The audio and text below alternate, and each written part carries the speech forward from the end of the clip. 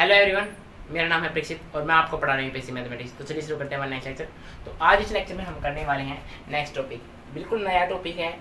इसी से शुरुआत करने वाले हैं आप आज की इस वीडियो की, ठीक है। इसमें हम पढ़ने वाले हैं echelon form of A matrix. एक मैट्रिक्स के बारे में पढ़ने वाले। मैंने मैट्रिक्स के बारे में पिछले लेक्चर में बताया था क्या होती है मैट्रिक्स, और उसकी एक फॉर्म होती है एक्लोन, ठीक है। वो उसका कैसे पता करेंगे कि ये फॉर्म एक्लोन फॉर्म में है या नहीं, ठीक है। तो इस वीडियो में पता करेंगे इसके बारे में, ठीक है। तो सबसे पहले पढ़ते हैं हम स्टेटमेंट क्या लिखी हुई है। आपको नोट करना है, बिल्कुल नोट करते चलो और आप अच्छे से नोट्स बनाते चलो, क्लीन नीट एंड क्लीन, ठीक है। बिल्कुल आप देखो क्या लिखा हुआ इसमें। सबसे पहले इसमें लिखा है क्या, अ मैट्रिक्स ए, एक मैट्रिक्स ए है हमारे पास, is said to be in echelon form. उसको एक्लोन फॉर्म में तभी बोलेंगे हम जब if the number of zeros preceding the non zero elements of a row increases. क्या कह रहा है, अगर जो नंबर ऑफ जीरो है, नंबर ऑफ जीरो, पहले इसको पढ़ लो मैं बताता हूँ फिर। एक दो नंबर ऑफ जीरो है इसके अंदर, जीरो जितने भी हैं, ठीक है। तो number of zeros preceding the non zero elements, जो नॉन जीरो एलिमेंट है, जो जीरो नहीं है, नॉन जीरो एलिमेंट का मतलब जो जीरो नहीं है और कुछ भी हो सकता है, ठीक है। तो नॉन जीरो एलिमेंट से पीछे वाले जितने भी जीरोज हैं, ठीक है, ये क्या है, और फिर रो, रो में किसी भी रो में, रो में बताया था क्या होती है, रो ऐसे होती है, कॉलम ऐसे होते हैं किसी भी मैट्रिक्स के अंदर, ठीक है। इंक्रीजेज कह रहे हैं बढ़ रहे हैं जीरो, नॉन जीरो से पहले जितने भी जीरो है बढ़ रहे हैं हर एक रो में लगातार, क्या है, रो बाय रो, है ना, बढ़ रहे हैं लगातार। And the elements of last row और row may be all zeros.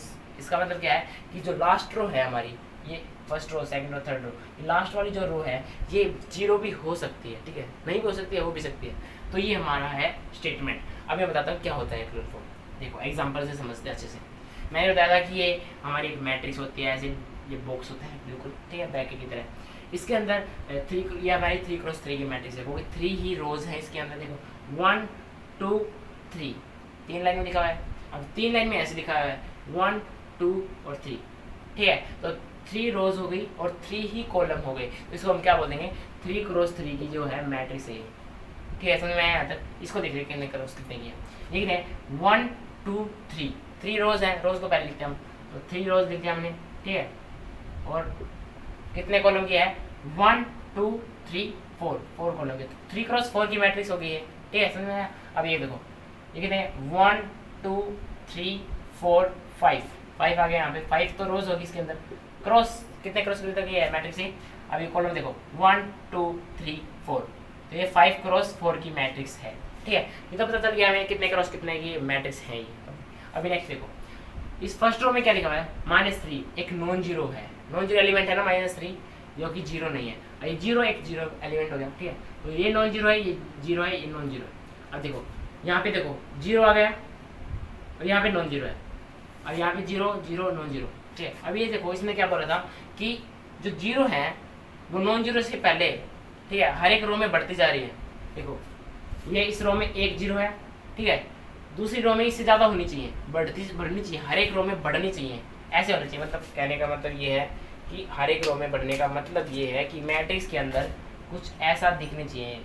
अगर यहाँ पे अगर जीरो है, ठीक है, तो आगे यहाँ पे और यहाँ पे होना चाहिए, ठीक है। उससे नेक्स्ट वाली लाइन में यहाँ पे और यहाँ पे भी होना चाहिए, ठीक है। उससे नेक्स्ट वाली लाइन में यहाँ पे ही और यहाँ पे और यहाँ पे जीरो होना ही चाहिए। ये फॉर्म अगर बन गई इंक्रीजिंग ऑर्डर, वो भी इसके बाद क्या होंगे, ये तो जीरो होंगी सारी, ये यहाँ पे नॉन जीरो एलिमेंट है मान लो, ठीक है, नॉन जीरो मान लो इसको, यहाँ पे कोई नॉन जीरो एलिमेंट है, ठीक है, मान 4 है 3 है 2 है, इनसे पहले जितने भी हैं जीरो हैं वे सारी इंक्रीजिंग ऑर्डर में होनी चाहिए, हर एक रो में बढ़नी चाहिए। पहली रो में अगर 1 है जीरो, सेकंड में 2 जीरो होने चाहिए, थर्ड में 3 जीरो होने चाहिए, ऐसे बढ़ती जानी चाहिए। और लास्ट जीरो में भी ऑल जीरो हो सकते हैं, इसमें जितने भी एलिमेंट है सारे सारे, ठीक है, लास्ट रो में। ये ठीक है, समझ में आया तक। तो ये था हमारा एक्लोन फॉर्म। एक्लोन फॉर्म कब होगी, जब हमारी जो जीरोज हैं वो नॉन जीरो एलिमेंट से पहले बढ़ती जानी चाहिए हमेशा हर एक रो में, ठीक है। इससे पहले जीरो है एक, अगले में इससे बढ़ने चाहिए, ठीक है, इंक्रीजिंग ऑर्डर में। एक ऐसा ट्रायंगल सा बनेगा नीचे, लोअर ट्रायंगल बोलते हैं, ठीक है।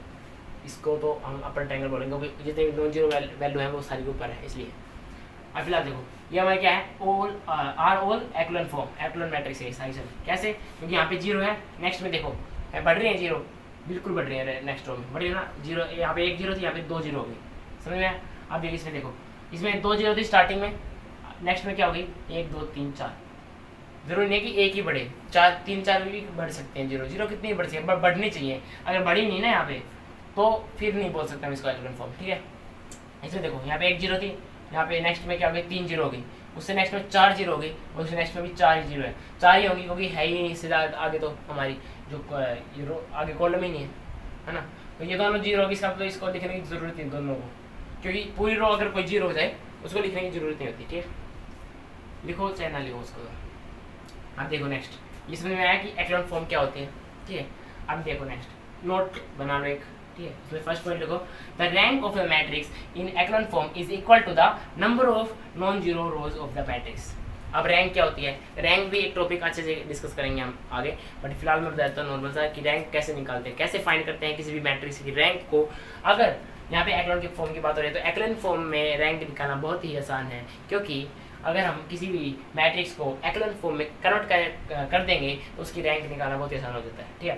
तो ये हम आगे पढ़ने वाले हैं कि एक्लोन फॉर्म में कैसे कन्वर्ट करें, ठीक है, किसी भी मैट्रिक्स को। अगर नहीं है तो वो उस फॉर्म में वो भी करना सिखाऊंगा मैं, ठीक है। अब इसको देखो, जैसे कि ये हमारे एक्लोन फॉर्म में है, इसकी रैंक क्या होगी, इसकी रैंक होगी, इसने बोला है कि जो नॉन जीरो एलिमेंट है, जो नॉन जीरो रोज है, सॉरी नॉन जीरो रो है, एक रो, दो रो, तीन रो, चार रो ये होती है ना ऐसे, इनमें देखो कौन सी रो में मतलब एक भी जीरो नहीं है, पहले ये चेक करेंगे। जीरो तो होगा, मतलब नॉन जीरो होनी है, कोई भी अगर नॉन जीरो एलिमेंट मिल गया ना आपको तो इसका मतलब वो क्या हो जाएगा हमारा।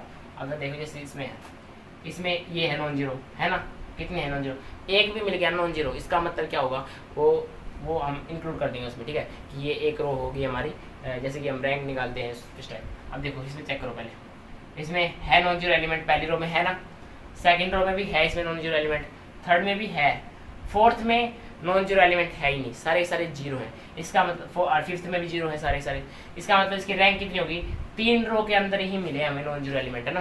3 रो ऐसी हैं जिनके अंदर नॉन जीरो एलिमेंट है, एक या एक से ज़्यादा नॉन जीरो एलिमेंट है, इसका मतलब क्या बोलेंगे, इसकी रैंक कितनी होगी, 3 होगी इसकी रैंक, ठीक है। इस मैट्रिक्स की रैंक 3 है। इसमें देखो कितनी है, इसकी रैंक क्या होगी, फर्स्ट रो में है नॉन जीरो एलिमेंट, सेकंड में है और थर्ड में नहीं है, यानी दो रो में ही है जो हमारे नॉन जीरो एलिमेंट है। नॉन जीरो एलिमेंट का मतलब जो एलिमेंट ऐसा जो जीरो नहीं है, ठीक है। तो इसमें 2 ही है तो इसका मतलब 2 रैंक हो जाएगी इसकी, ठीक है। इसमें देखो फर्स्ट में है, सेकंड में है, थर्ड में भी है, तो इसकी रैंक कितनी होगी, 3, ठीक है। तो रैंक निकालना आ गया आपको, क्या होता है रैंक, ठीक है। इसको अच्छे से पढ़ो एक बार फिर से, the rank of A matrix in echelon form, echelon form में जो रैंक कैसे निकालते हैं हम, इज इक्वल टू क्या किसके बराबर होती है, number of non zero rows of the matrix. इस मैट्रिक्स के नंबर ऑफ नॉन जीरो रो, जो कि जीरो रो नहीं है पूरे, ठीक है, उसको बोलते हैं रैंक ऑफ द मैट्रिक्स। कितने हैं रो, कितनी रो है मतलब नॉन जीरो। अब देखो जैसे कि एग्जांपल ले लिया हमने, ये इसको निकालने के लिए ये एक मैट्रिक्स ले लिया हमने, इसमें देखो कितनी नॉन जीरो रो है, 1 2 3 में तो पूरी पूरी जीरो है, इसलिए हम क्या बोल देंगे इसको, 2 है इसकी रैंक।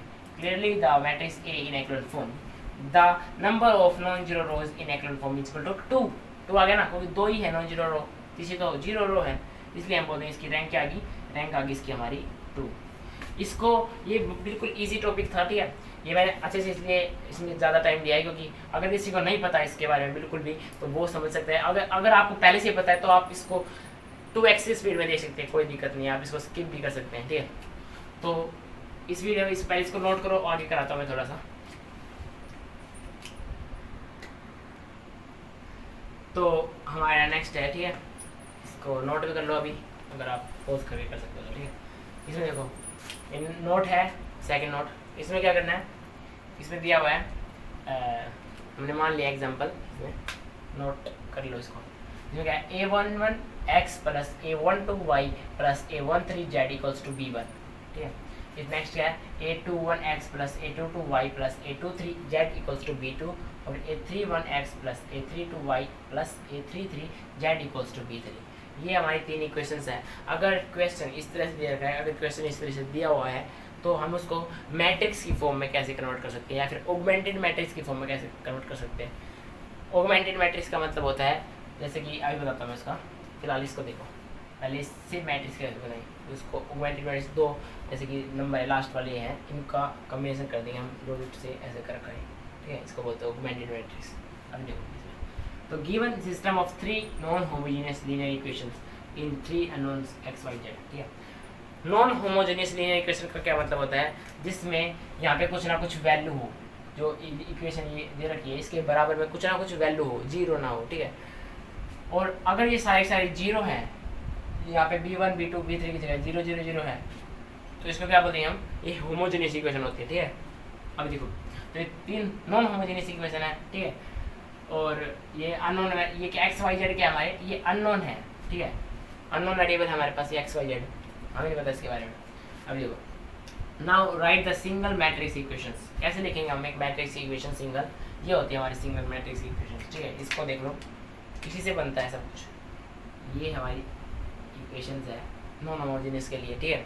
इसमें क्या है, ए एक्स इज इक्वल टू 0, इसका मतलब क्या होता है, ए हमारा एक मैट्रिक्स हो जाएगा और एक्स हमारा क्या है, ये variables, unknown variables x y z, ठीक है। ये क्या हमारी एक्स से डिनोट करते हैं इसको, ठीक है। और बी क्या हमारा लास्ट वाले जो B1 B2 B3, ठीक है, ये बराबर है। इसी तरह देखो बिल्कुल, ठीक है।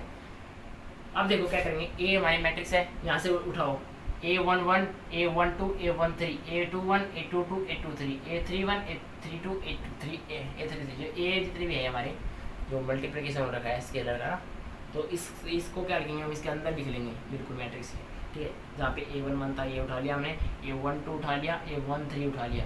अब नेक्स्ट में A21 A22 A23, ठीक है, A31 A33 sorry A32 A33, ठीक है, तो उठा लिया हमने। ये हमारी आई कितने क्रॉस कितने की मैट्रिक्स होगी, देखो गिनो, नंबर ऑफ रोज कितनी है 1 2 3, ये 3 रोज होगी और 3 कॉलम होंगे, देखो 1 2 3, ठीक है, 3 क्रॉस 3 हो गया मैट्रिक्स।